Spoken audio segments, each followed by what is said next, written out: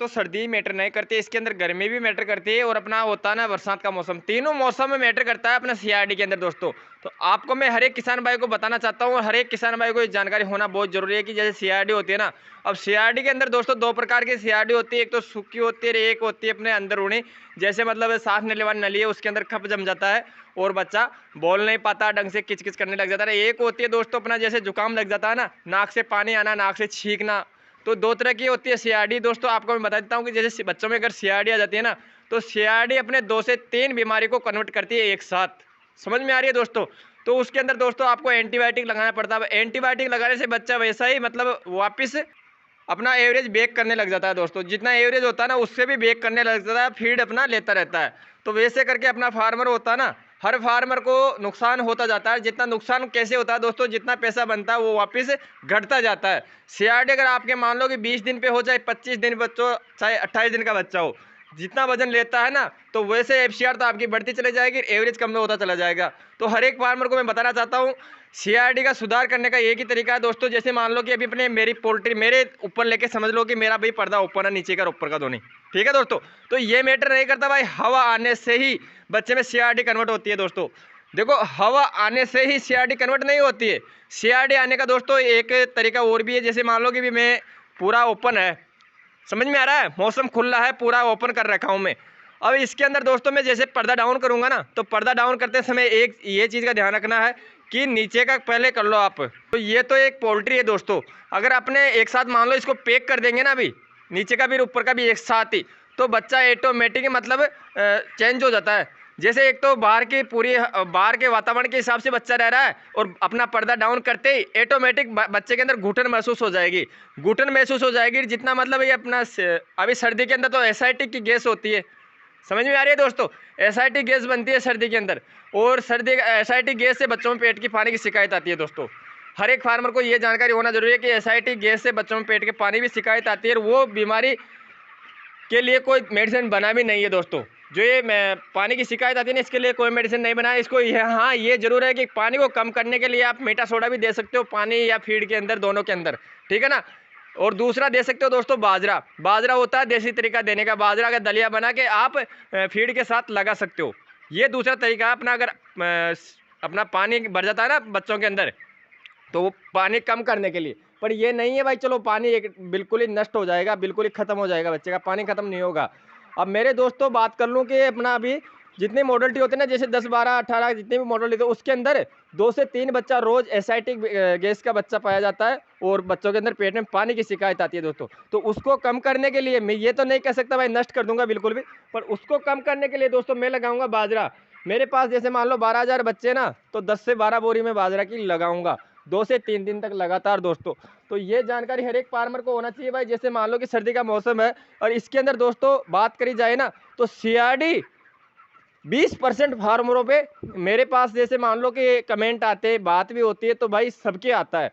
तो सीआरडी से बचने का दोस्तों एक ही तरीका है, अपना मैनेजमेंट का सुधार करो। मैनेजमेंट का सुधार करने के बाद दोस्तों अपना पर्दे का मैनेजमेंट पे पूरा ध्यान दो, हवा का वेंटिलेशन का पूरा ध्यान दो। वेंटिलेशन इस हिसाब से बना के रखो पोल्ट्री के अंदर, ताकि अपना बच्चा ऑटोमेटिक, जैसे मान लो कि दिन और रात का इतना अंतर नहीं होना चाहिए। समझ में आ रहा है दोस्तों? वेंटिलेशन इस हिसाब से बनाओ ताकि अपना बच्चे के अंदर डिफेक्ट ना पड़े बिल्कुल भी बाहर का मौसम के वातावरण का, ठंड हो या गर्मी हो दोस्तों। ठंडी ही महत्व नहीं होती है बच्चों के लिए, गर्मी भी महत्व होती है। आप ये मत समझो भाई अगर अभी सर्दी है तो सर्दी के हिसाब से चलना होगा, मानते हैं सर्दी के हिसाब से चलना होगा, पर अगर सारे दिन का मेरा पर्दा ओपन है ना, तो भाई इस पर्दे को मैं किस हिसाब से करूंगा दोस्तों। अगर अपने को सीआरडी से बचाना है तो पहले नीचे का कर लूंगा, नीचे करने के बाद आधा घंटे बाद इस साइड का करूंगा, नीचे का कर दिया, ठीक है। अब आधा घंटे बाद दोस्तों इधर देख रहे हो ना, ये इसका कर दूंगा डाउन। आधा घंटे बाद ये कर लूंगा, 1 घंटे बाद, जैसे मान लो कि 2 घंटा हो गए ना, 2 घंटे के अंदर फिर जाके मैं पूरा पर्दा डाउन करूंगा। 2 घंटे के अंदर भी कहीं कहीं से भी खुला छोड़ूंगा इसके अंदर, ताकि बच्चों में ऐसा लगे भाई चलो ठीक है अभी खुला है। पे कब करूंगा दोस्तों? 2 से 3 घंटा में पूरा पर्दा डाउन करने में लगा लेता हूँ। समझ में आ रहा है दोस्तों? तब जाके बच्चा का वेंटिलेशन बनता है पूरा प्रॉपर। और रही बात दोस्तों अंधेरा हो जाता ना, तो ऑटोमेटिक बच्चे को लग जाता है भाई चलो ठीक से बाहर से कोई रोशनी नहीं आ रही, रोशनी आना बंद हो चुकी है, ऑटोमेटिक अपने बल्ब जो देंगे ना, तो बल्ब की रोशनी के हिसाब से बच्चा वेंटिलेशन में चला जाएगा।